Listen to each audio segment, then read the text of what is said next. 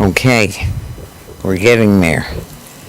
So I'm glad to have that, because I know Brenda has been all over this thing, and so she knows all the answers. So I was going to, relying About on the Buffalo her. Compassion Fund? Yeah. Well, depending on what you're asking. Well, I know you know a lot. You probably know a lot too. I might, and I might not. It just Yeah. depends on what you're asking. Well, and that's why I looked it up, just to see. There's a basic thing, and it's more just so that, it's not that I have a lot of specific questions, but just to get people thinking about, like, do they have questions, what are they wondering about, either if they're donating, if they're either giving money or hoping to get money or Right. what. Right. I could see it in the camera. Okay. I was just moving my Are you water out ready of to the start? picture. Yeah, right. Yep, we're ready. Are you ready? I'm ready. Yep, we have our water, I'm turning my phone off, that's one thing, so that nothing's ringing or something. Oh, the wrong way. That's what I do. I Yeah. do it every time. I want to be in the middle. Exactly, so that's great. Thank you, Richard. You got it set up, beautifully set up. We've got our yellow and green, we're all happy. All right. Okay, so we're ready whenever you are. Okay, flip the switch that says on the air. Right, of course. And put the clapper in front of your face. When you hit the clapper, you're on the air. Thank you. Welcome to Talking Peace with the Western New York Peace Center, being produced here at Think Twice Radio in the home of the future. Thanks to our friend Richard Wicca and producer. Thanks, Richard.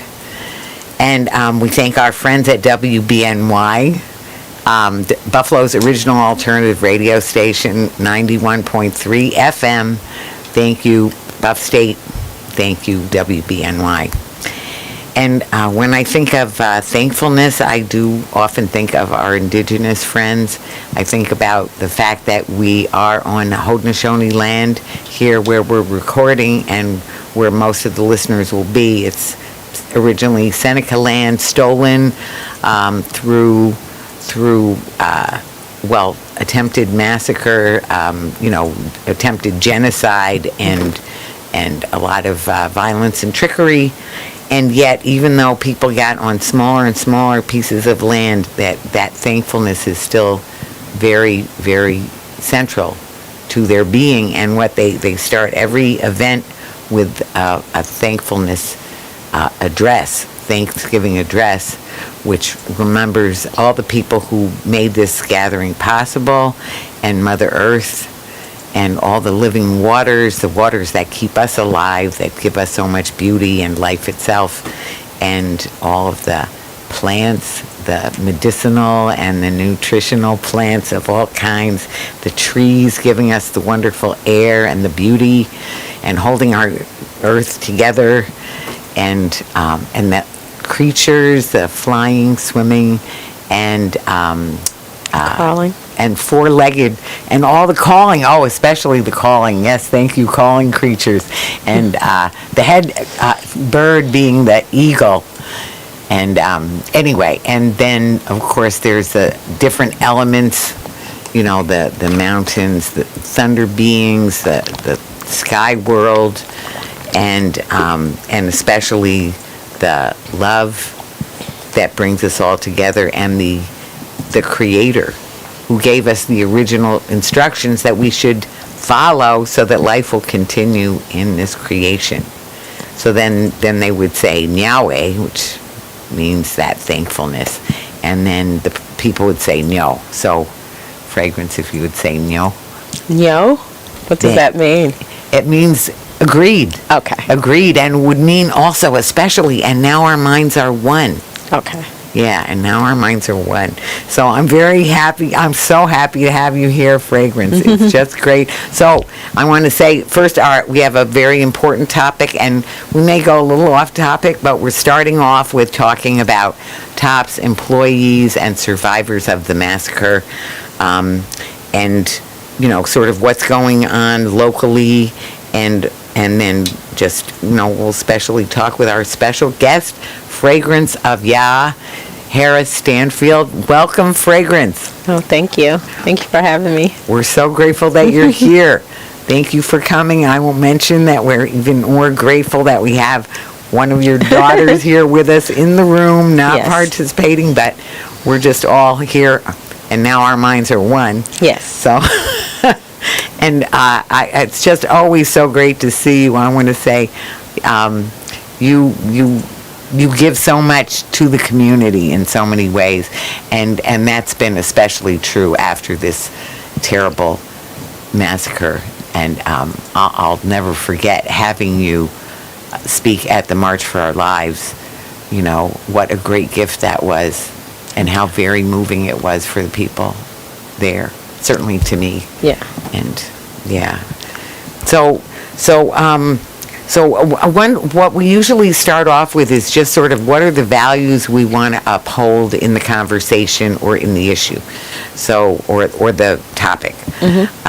So what would be a value or a couple values that you want us to think about when we think about the survivors surviving this massacre?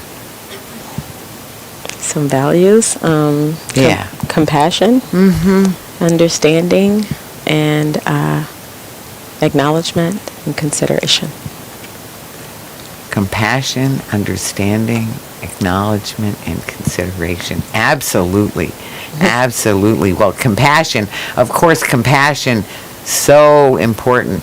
So important. And I think that you have shown a lot of compassion yourself, in the way that you are dealing with this, in the way you treat other people, and the way you're, as I said, really serving the community, including musically as well as otherwise, to give people, more strength to go on. So, Thank you. well, music is a big thing in our lives.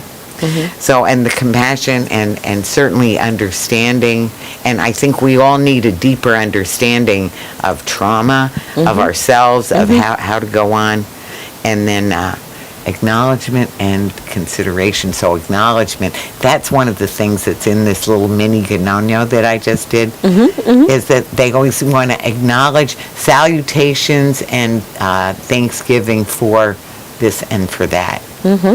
So the acknowledgement. That's why I acknowledged your daughter, even though Yes, she's not even though gonna- she's not going to speak. Yeah. Right, Because right. she's still in the room. Right, she's still in the room, right, and Yeah. now our minds are one. Yes. So I will just, I think I want to, lately, I talk about truth and love a lot, because Dr. King said, unarmed truth and unconditional love will have the final word. And I want to say from his lips to God's ears.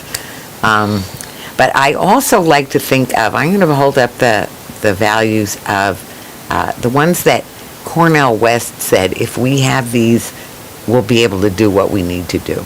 So tonight I am thinking so much about moral integrity and universal solidarity. And so those are also values that come up a lot, in terms of, knowing what we need to do as a community and doing it, having the integrity to really do that in a thoughtful way that has, as you say, the compassion, the acknowledgement, and then and the solidarity, same thing, because the solidarity is right next to that love, of just caring and compassion, So thanks for that. So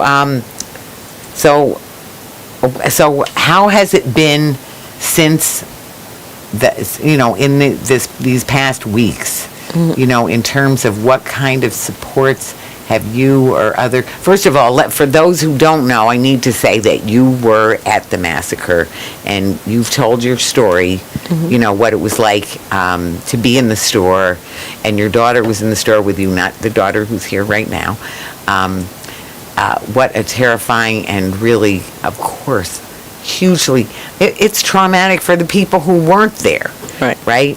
So, of course, for the people who were there, it's just just so huge.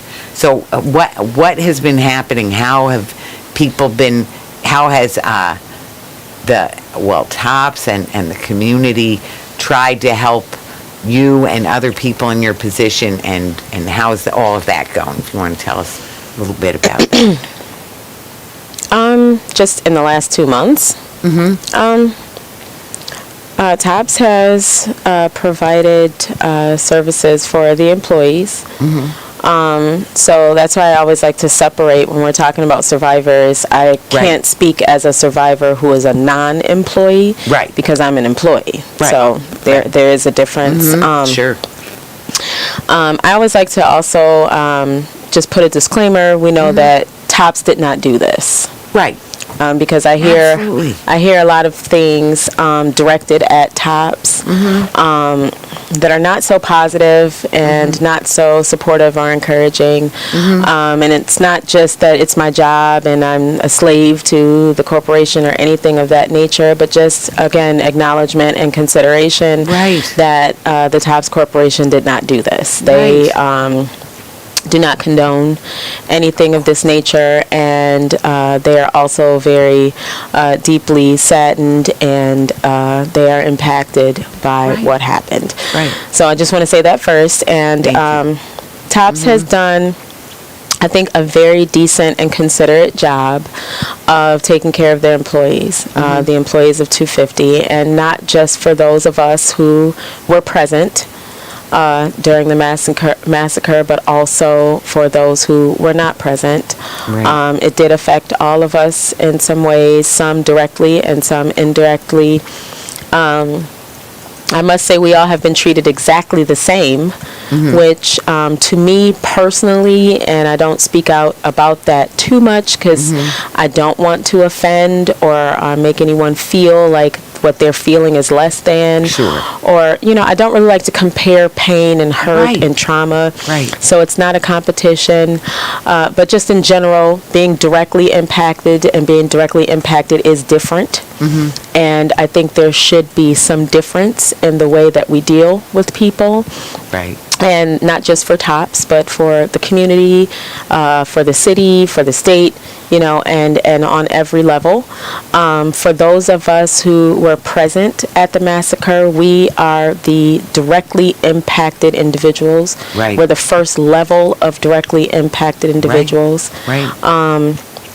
For those of us who are employees, we were the targeted, directly impacted individuals. All customers were not targeted because, of course, no one would know when they're going to be there. We, on the other hand, are scheduled to be there, so it's a little different. We have a pattern. We have a routine of when we're going to be working.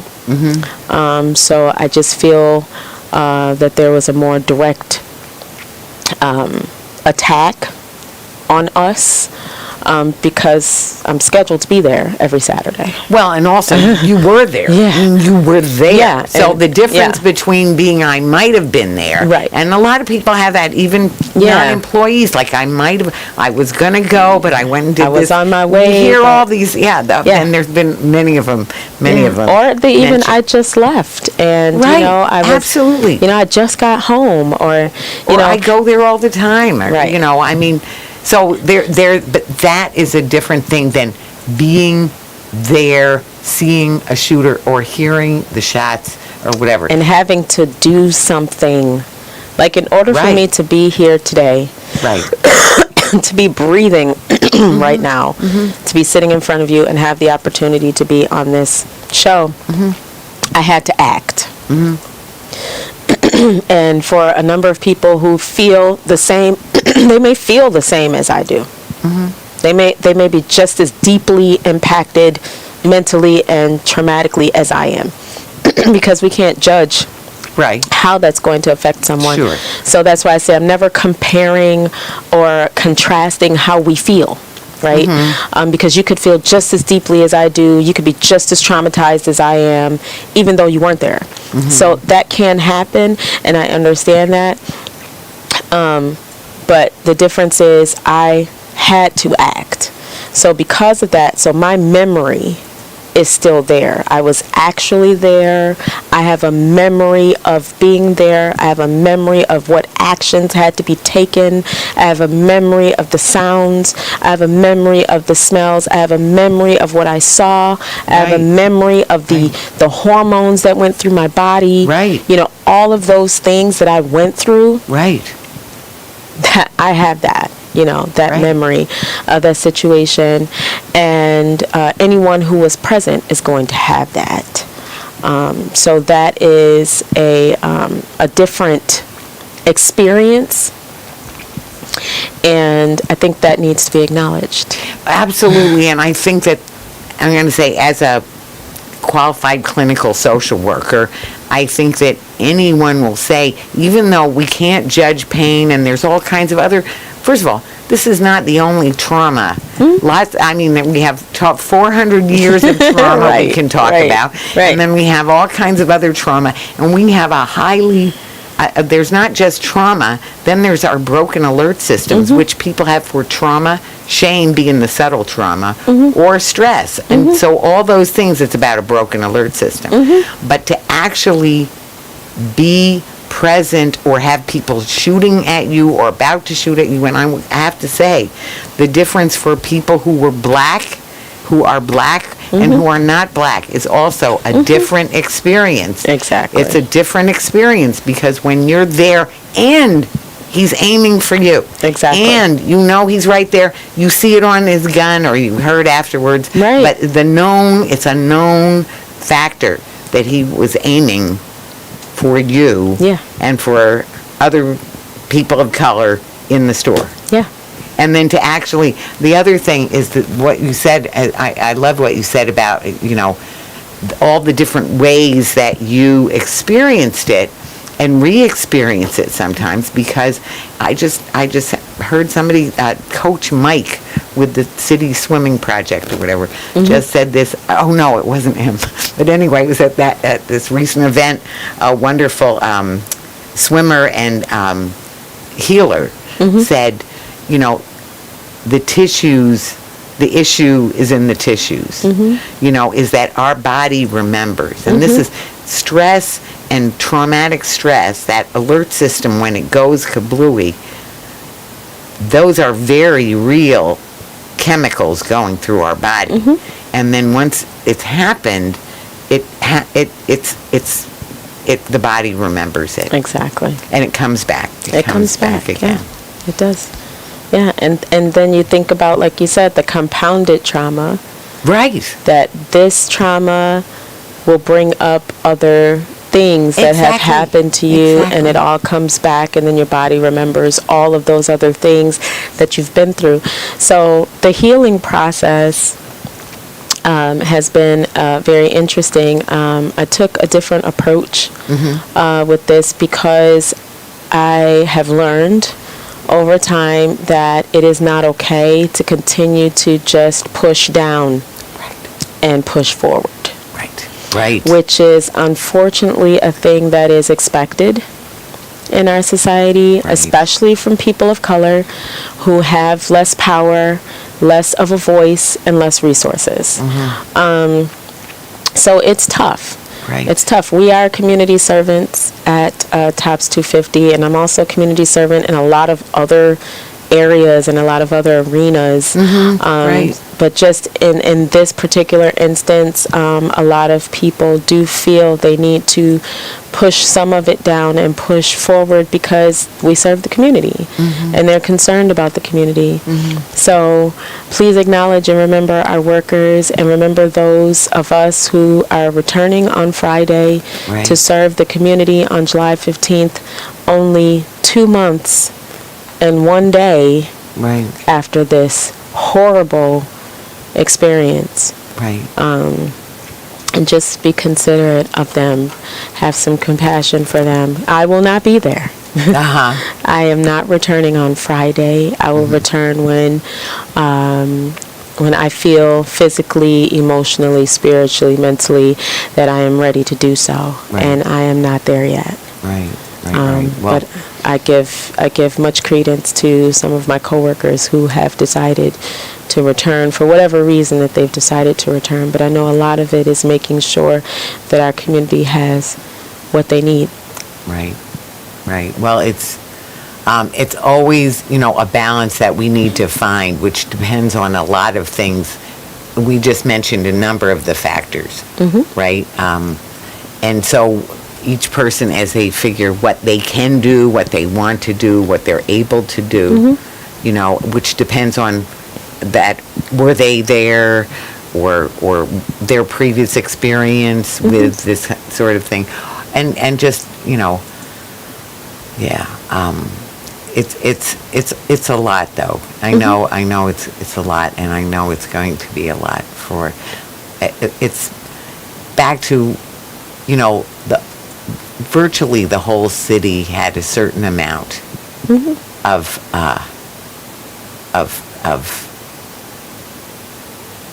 deep, feeling and experience over it. Yeah. And for some, so this is one of the things that awes me, is that I know how much I felt, and a lot. And yet it's not, and yet it's very far from me. I wouldn't have been a target. I wasn't there. I do, frequent that part of town, but it wasn't close to me in that kind of way. The people who live in the neighborhood, the people, so there are so many different layers of people who are affected. But anyway, certainly the workers are a huge one, and the people who were in the store are a huge one. One of the things we wanted to talk too about is the Compassion Fund, the National Compassion Fund, and some of the monies that have been collected to help people that are victims, that are survivors, that are affected in the deepest ways from the tragedy, from the massacre.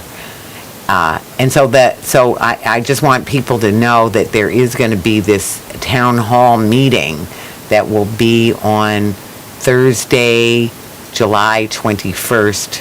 It's 6 o'clock at City Honors. So people should know that. And if you want to see, so the fund is collected. What is it collected now? It's a few $1 million. Oh, yes. Is it like three or It 4 was like million or something? 3.5, I think it was at. So there's a lot of money been collected, but there's also a lot of people who have been affected. So one of the things, if you go to nationalcompassion.org, they have a part that's the Buffalo 514 Survivors Fund. They talk about it. They have a place for people to donate.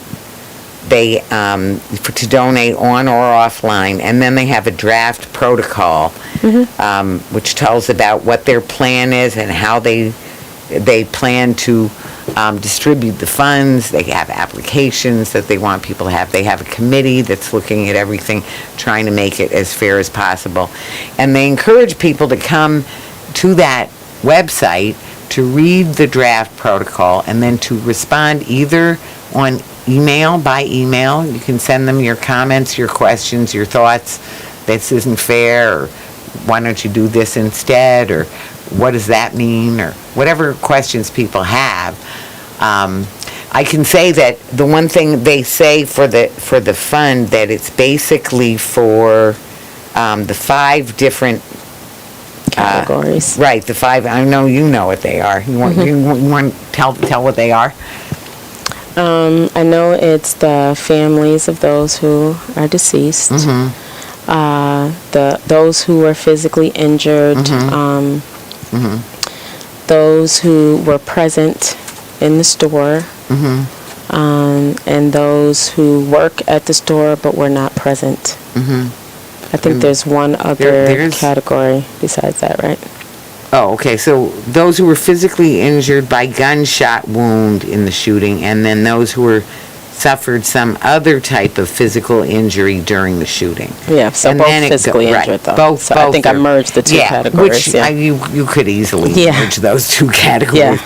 and then those who were present and suffered psychological trauma. Well, first of all, I'm going to say nobody's in that situation and doesn't suffer some psychological trauma. It may or may not be, how deeply affected or when, too. When and how, and there's a lot of variables. Yeah. But you're not going to be in a space like that and not be psychologically traumatized. Absolutely. And I think that is one of those other things that they feel they have to justify why those who are present are considered to be survivors, which is sad. Well, that's crazy. Yeah, because it's a survivors fund. Right. So, so you have survivors who survived the massacre, right? That's the people who were present, right, and who made it out, right. Whether you were outside when he was shooting out in front, right, or you were inside and he was shooting inside, and you made it out of the shooting area, right. So those are survivors, right. I mean, it's literally. Literally, right. Those are survivors. Then there are the survivors of those who did not survive. Right. So we're going to include those because they're survivors, but they're not survivors of the massacre. Right. They're survivors of those who died as a result of the massacre, right? So they're still survivors. Right.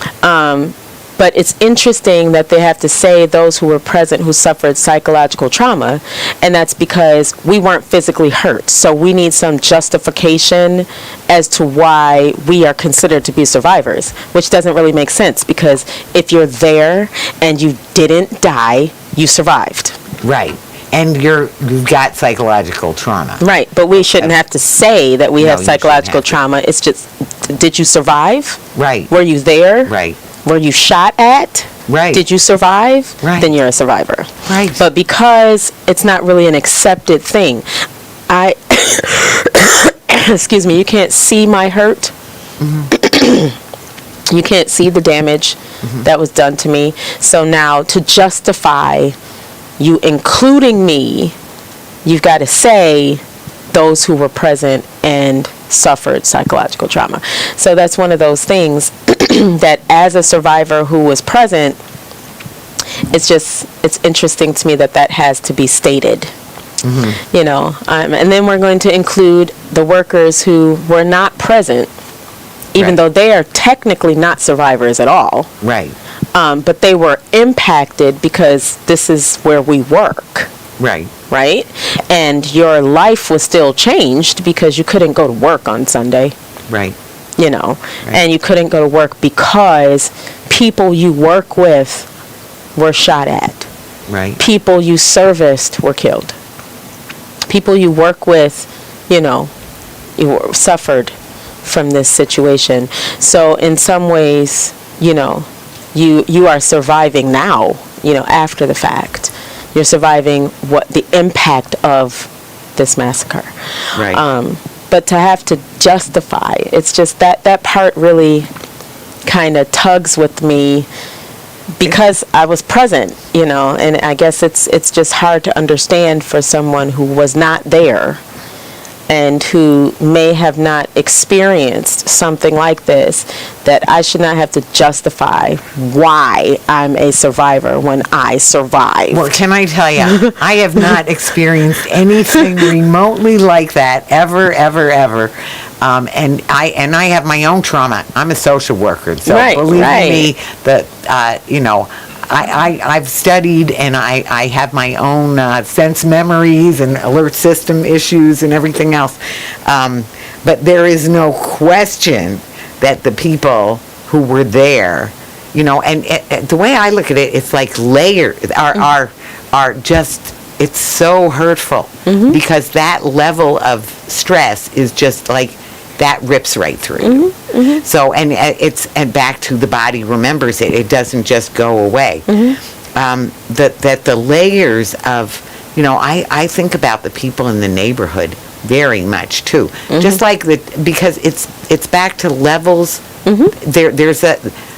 People have different sensitivity levels. Exactly. People have different ways of coping or how emotionally affected they get by things. Exactly. Yes, that's a variable. But one of the biggest I would have to say the biggest variable is how close you are to the damage done. Exactly. Right? So that if for somebody who lost one of their family members, Right. can't be closer to the damage done. Right. To be there, right there is almost no other way, or to be physically closer to the damage done, right? And then if you're working there and you could have been scheduled there, or you're going to be, or you were scheduled and you called off, or right? You just got off work and you just left the parking lot. Yeah. So it's this layer. So then the neighborhood people, or the people who shop there. So it does go out in ripples. It is a ripple, and it to the whole city of Buffalo. Yeah. And and actually, if and when, for the people who don't really feel very affected, and I hope and I think that there are few, right. But to the extent that there are, I feel like, come on, people, where is, the heart, is that people, sometimes I think people, they think that is strength, or, we... To just be able to move past it and not really have to deal with it too much because it's distant from you. I think that we are all connected, and the more we don't feel connected, the more dysfunctional our society is, and the more we're headed right off the cliff. Yeah. So I'm also concerned about the people. If they're not heavily affected by them, I'm also concerned. Oh, yes. But anyway, so I want to tell, actually, I didn't really have this on, but we'll do some more talk about it next week, that you should know that we are planning some healing events and healing opportunities. And I think I mentioned it to you a little bit. You did. Yeah. So it's going to be August 3rd through the 6th. We have a wonderful Dr. Sabrina Ndaye. She is a social worker, a healer, a psychotherapist who has gone to different massacre and disaster areas, like the Marjorie Stoneham Dunham, the school, the Parkland School, like Las Vegas after their big shootout there, at the massacre there, to the Capitol, that January 6th. So she's worked in a lot of those different spaces, with people and with these layers of trauma that we're talking about, the ripple effect, and with the people most directly impacted by it. So she and a wonderful Dr. Carol Penn, who's an actual MD, who is also a healer and who is also a dancer who danced with Alvin Ailey. Okay. So who's so it's all very much mind body, what we were just talking, and mind body spirit, I would say. Right. So and then there's Dina Adler. And so Dina Adler is she actually lives in Rochester, is a therapist, is a family therapist and art therapist. Okay.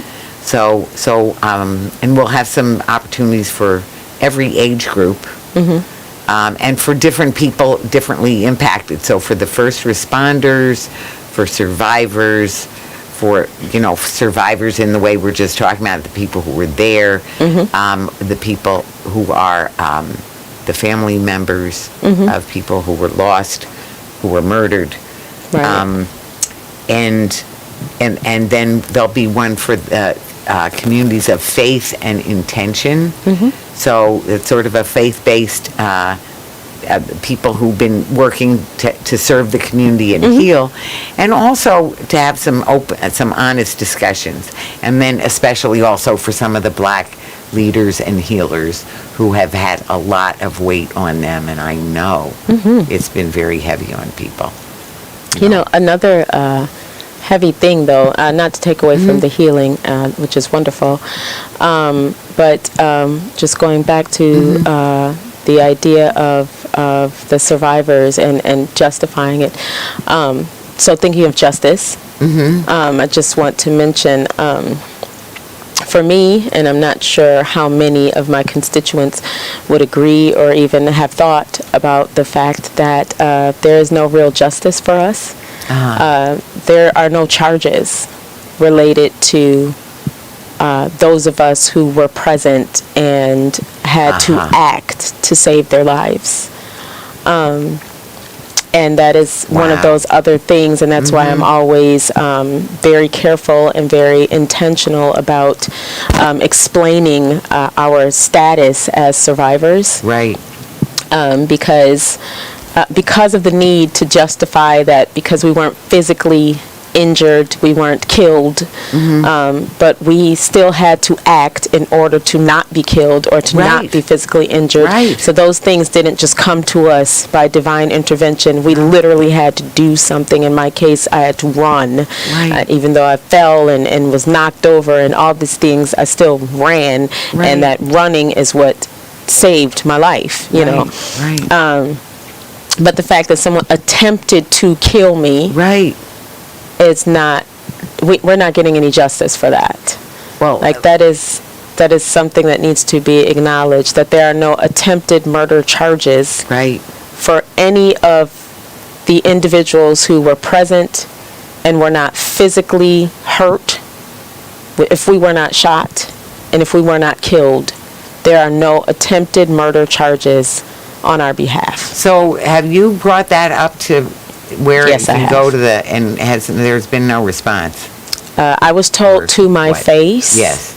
By those who represent the U.S. government, when the Attorney General did come to Buffalo to speak and talk about the criminal complaint, which, by the way, mentions him coming into our job, stalking us, counting how many of us are up front and how many people are in the building and all these things. So you come in, you stalk us, you count Right, us, right. you plan to kill us, and all of that is in the criminal complaint. However, the charges do not include any of us. And so when you asked about it, then what was the response? It was Merrick Garland. I'm not sure the name. He's a, It was it was the victim's advocate who was speaking to me, and another Okay. gentleman who also represents the office, Okay. the Department of Justice. And also I did speak briefly with the attorneys who will be prosecuting the case. And basically they told me that at this time they wanted to make sure to charge him with some things that they know they can convict him on. So in other words, to paraphrase, it's easier to convict someone for murder because you can clearly they see did it. that they murdered the Right, people. right. And then you can clearly convict someone for injuring because they clearly shot people. So they have the counts for those who were killed, and they have counts for discharging the firearm for those who were killed. Then there's for those who were injured, and then discharging the firearm for those who were injured. So there's the attempted murder for those who were injured. There's just nothing. There's no mention, except for in the criminal complaint, to give some color and some context to why we're charging you with a hate crime, because you stalked these people and you looked for these people, you counted them to kill them, so that's why it's a hate crime. Right. But unfortunately, even though it's a hate crime and these are the reasons, so I'm included as a reason why Right. it's a hate crime, but I'm not included in any justice for the hate crime. I'm back to quoting Cornel West. Justice is what love looks like in public. And I want to tell you, our justice system, we've had plenty of shows on it in different ways and times, and we will continue to. And camp, when we do Camp Peace Prince, starting on July 18th, our theme is justice for all. And we will be talking about what we call the so-called criminal justice system. Sometimes I call it the criminal injustice system, or there's all kinds of ways people call it. Right. But I won't make a joke about that, because actually it is sickening that the whole thing, it's all made into a game of because they just want to have a 98% conviction charge or something, a success charge on their charges. So instead of charging for everything that the person has done, doing what's right. I keep If saying. you do all these things, you should be charged for all these things. Right, and then if you can't prove this one or that one, actually sometimes it gives you more bargaining room or whatever, or at least it brings out that aspect. Yeah. It brings out And that it aspect. acknowledges The that acknowledging. this was done. Yes, So- acknowledging. Yeah. Acknowledging. But for the state of New York, I was told that we are not even considered victims because they're only charging him for murder. So I'm not sure if they're even charging him for the people who were injured for the state's case. And for the U.S. Government Department of Justice case, we are considered victims because, of course, again, we're in your criminal complaint. So Okay, so you're considered we're for the hate considered crime. victims, but we're Victim not. in the hate crime. But there's still no charges on our behalf, Mm-hmm. even though we're victims. So that's a little confusing in the situation. How do you consider me a victim? So you know I was impacted by this directly Right. in order to be a victim, right? Right. That means I'm directly impacted by this Right. situation. But at the same time, there are no charges on my behalf. So someone did something to me, Right, but you're not going to charge them for it. Not right now, I was told. right. Not right To now, my and face. why? Not right now because we're not sure that we can make that stick, but maybe later. And that was supposed to make me feel better. That literally slowed my healing. I was doing okay. I was advocating. I was working. I'm active in the community, Right. and I'm helping my coworkers, and I'm doing Right. all these things, and Right. I'm vocal, and I'm, giving credence to those who are out here supporting and helping and doing. And at that point, I literally had to just go home. Right. I had to go home and go to bed. Because how do you sit with that? When someone tells you to your face, yes, you count enough for us to mention you to help our case, Right. but not enough for us to charge them for what they did to you. And I said, it would be just as bad if you said he killed 10 people, but we're only going to charge him for 7. Could you do that? And would that be okay? Would anyone accept that? If there were 3 people injured, but you only charged him for 1, would that be okay? Right. No. And if that's not okay, then why is it okay for you to recognize and acknowledge me as a victim? And I'm not saying don't acknowledge me as a victim, because I am, but to use me to support what you are charging him for, but you're charging him for what he did to others. Right. But using me Right. to solidify or to support your case, but you're not going to give me any justice for what was done to me. Well, back to because they want to play this little game so their numbers look good. Yeah. So that they can say, oh, of all the charges that we get, 98, 99. And actually, one of the things, to me, that just shows what a bogus operation it is. Right. Because nobody bats 98%. Actually, when I was working on the Justice Watch in Scranton, Pennsylvania, and the conviction rate was 97%, and the conviction rate in the Soviet Union was 98%. And that was one of the first things of you see what's wrong with this picture, and that's back to only charging if you think you can win, not charging, and also not, and it feeds the thing that we could go on about that for a while, about unjust convictions. Right. Because they're just about winning. Yeah. They're just about winning. Doesn't matter right or wrong. Doesn't matter whether if they have to suppress evidence or if they're going after the wrong person after a certain point. Well, then it's too late because they've already made their charges and they want to make their numbers. So we don't care about justice. We're not really concerned about that. We're concerned about hitting that 97, 98% of we get our charges, It's a very sad situation. It is. It's very sad. It is. In the beginning of all of this, I really wasn't focused on any of the politics or anything. Like I said, all of that came after the criminal complaint came out because it was just so disturbing. Right, sure. that it kind of interrupted what was going on with me. But still, I go forward in Right. compassion and in love. I do want to mention the Love Movement, which I will be recording. It's a live recording on July 24th at Tapo Day Club, which is at 140 Chandler Street. And that's just, this is my life of what I've been building anyways. This is prior Right. to the shooting. Right. I have independently released 5 albums on my record label, Fragrance of Ya Records, LLC. So this is not a result of the shooting. I didn't no. just start talking about love. I've been No, talking no. about love Of course all this you- time. I know you have. Right. Yes, with But- us too. We But I had just want our to say times. it won't Yes. stop me. You know No, what I no, mean? of course it The won't. sad part is if we allow something like this, that not just what happened, but even what's happening because of it, and just uncovering the injustices and uncovering how unfair things are, that this was a white supremacist terrorist attack, the domestic terrorist attack, and then on top of it, our own justice system is not giving us justice as a Right. result of it, and acknowledging all that, and still, out of all that, I'm going to still continue promoting love. So, Which is difficult. Sunday the 27th. The of 24th. course, the 24th. Yes. 24th. What am I That's saying? okay. The 20 Sunday, July 24th from 2 p.m. to 5 p.m. at Tapo Day Club, 140 Chandler Street. Yeah. Wonderful. And it's going to be a Wonderful. live recording, so I want it to Wow. be exciting.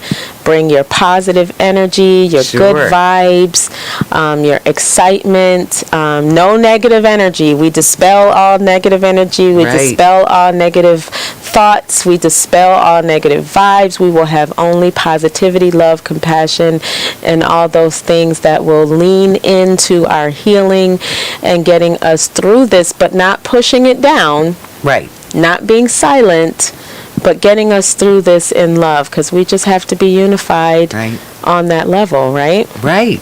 Well, I want to just mention what a beautiful job you did of all of that at Juneteenth. Oh, thank you. So at Juneteenth, you're singing, your group, you're sharing, the love movement Yes. that you shared Yeah. was just so inspiring and beautiful. Thank Just you. very, very wonderful. Thank you. Very, very wonderful. And now, so I think, when we talk about coping, we talked about this mind-body connection. And this is actually, it's back to Cornel West, is always talking about music and philosophy. He said music is like the highest, all the other arts and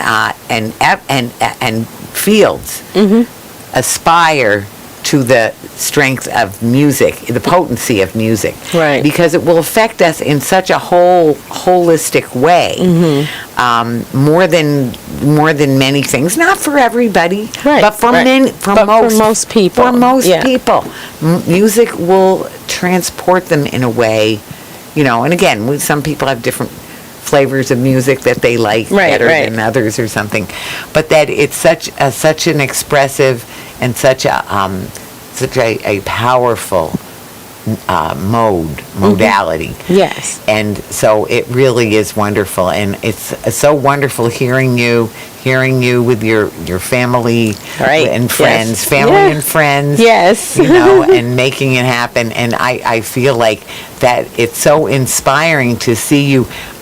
I'm going to go back to when we had March for Our Lives and you spoke, and I know that the selection of the place was actually by neighborhood people who wanted to do it there. But Okay. there was some question, it was questioned afterwards, was it too soon or was it too this or too that? And I know it was hard. There were a lot more white people there than I won't say ever, because there have been quite a few since the massacre. There have been quite a few gatherings where a lot of white people have come in solidarity. But anyway, and this was a thing that was, about remembering victims and survivors, and about gun control. Right. So it was part of a national. We had it was in solidarity with the National Day was picked, by the Parkland students, actually. But anyway, I know that a lot of Black people had not been to that site since then. And so a lot of people that I know personally, that was their first time. Actually, Deidre said that. You know, Deidre Emel, who was very busy helping with things to help the community, but hadn't been right on the site until then. So for you to get there and come and speak, you know, and Brenda, shout out to Brenda, who was going to be on this show, but she has a sinus infection. But she literally gave me a helping hand that day. Right. Well, we wanted to try to make sure you had everything you needed to be comfortable to speak. I appreciate that. And you know, we want to do that. You know, and that's part of what we're trying to do through these healing opportunities too. Is to help people, you know, and move our community into the next level in terms of integrity and solidarity. Oh yeah. Right, because we have some real challenges, which we've always had. Right. But they, you know, we're running, you know, back to Dr. King says, there is such a thing as too late. Yeah.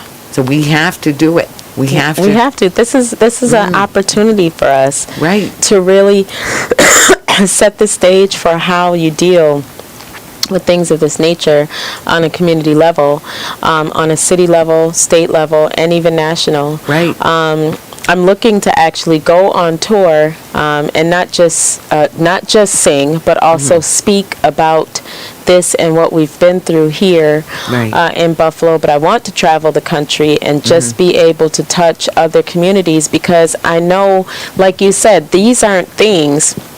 The things that have been uncovered by this massacre were not things that exist because of the massacre. These are things that existed before it. And things that needed to be addressed. And still need to be addressed. And that needs to be more of the focus of what we're doing, and that would be the purpose of traveling and speaking to other communities, is because these things exist in other communities as well. And we shouldn't have a situation where someone would feel that they could come into a community and damage a community on this level, because if these things didn't all exist already, then they wouldn't see that opportunity arise for them to come in and try to exacerbate the damage, right? Because it wouldn't exist. So I think that's something that needs to be addressed on a national level, is just going around to other communities that look like ours and have some of the same issues that we have in our community, and talk about how we can prevent things like this from happening, mostly just by mobilizing the community and activating the community to fix or to work on all of these issues. You're only making me think of the next show we have coming up, and there's plenty of things. So one of the things we do want to always talk about is how people can help or get more involved. Right. So I'd say one thing I would bring right up is, or two things. One is to give to the Compassion Fund, to the 514 Compassion Fund at nationalcompassion.org.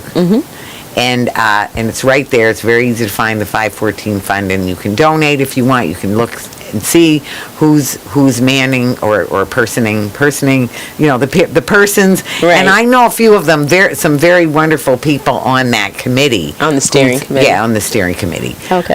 It's a tough job, but and things have been slow, and they've been, you know, so there's all of that. So, you know, so this is your opportunity to either email them your question or go to the town hall that they're having on the 21st, 6 o'clock at City Honors, and get some of your questions answered. So that's one thing that people can do, or that's really a few things. Right. And the other thing is the whole slew of things around this thing that if you go to WNYPC.org, Embracing Buffalo, that is going to be this series of healing workshops and conversations that people might want to come and get involved in. that people can go to WNYPeace.org and see some more. And also more of it is coming up because we're just planning it now, trying to get it funded now. So it's all very in flux. But that's going to be August 3rd through the 6th.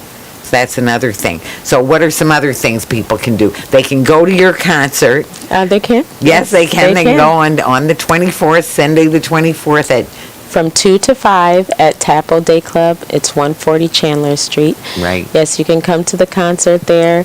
And there are other things you can do. Support TOPS on Jefferson.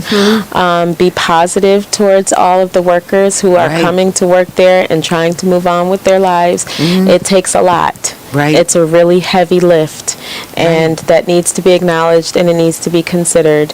And then just support our community. We have a lot of community organizations who did receive funding because of this massacre, and just take a look at those lists. They are available online as well. There will be meetings at the library, at the Frank E. Merriweather Library, about all the funding that has come into the city of Buffalo on behalf of the massacre. Sure. And we're just hoping that all of this funding really does help the community to move forward. So we have to come up with solutions that are not tearing something down, right? Let's not just think to tear down the TOPS on Jefferson and do this and that. We can still have a memorial. To give all the respect and compassion that we need to give to those who were lost and those who were taken from us, who were stolen from us by this massacre, and to give all respect to their families. And we thank all of them for all of the wonderful love and compassion that they gave to our community when they were living, their legacies that have been left behind, and their families that are continuing to acknowledge those legacies and carry them on. They're carrying the torch. So we appreciate all of that. And we do want to acknowledge that, and we want to talk about what that memorial needs to look at. Make sure that you talk to your elected officials, talk to the Common Council, talk to the city, talk to the mayor about what that should look like. Let's get together, let's be unified in love and in unity and in solidarity about what we want that to look like, and let's just learn to build and not tear down. We have a situation where the African Heritage Co-op is supposed to come in and build a building over on Carlton. So let's support that. Let's, whatever you feel about whoever is doing, but let's support and let's do something in unity and in solidarity, and let's work on making this so that it's not a food desert. Let's talk to Wegmans. Let's talk to Aldi's. Let's talk to Price Right. Let's talk to all these other major chains that we have in the area. Dash's is in the area also. The Lexington Food Co-op. We have so many other things around here. Let's talk to these agencies and these organizations about how we can get this to not happen again. We don't have to have a food desert. Let's talk about some more gardens. Let's talk about fresh vegetables. My desire, honestly, I have Fragrance of Freedom Farms. I have a farm out in Franklinville, which I did with the Legacy Farm Project with the African Heritage Co-op, and they have land out in Franklinville to be able to farm and to grow food so that we can sell it to the grocery stores. I heard from a gentleman at one of the meetings that some of our vegetables it's not the right kind. So let's grow it. Let's learn. We have we have so many things. I know. There's so many things that we can do. So many things. So many things. Oh my God. Well, that is great that there are so many things. So there's lots to do. I do want to say we got this note from Brenda, who is a TOPS employee. Yes, for those who don't know. Yes. She's a manager too. Yes, she said we're all in this together. TOPS, 250 strong and Buffalo strong. Yes. And I want to say that makes me also think of Jillian Hainsworth, who said, and Buffalo Honest, and she said, come, just like you said too, come here. So be here. When she said to all those, to the, people, how many people have never been to this side of town before? Exactly. Right? And so that is come where and see and come support and shop and fill up your gas tank and be part of be a unified, beloved community. Exactly. I want to say, Fragrance, I'm so grateful to you always. I can hardly wait to hear you again soon singing.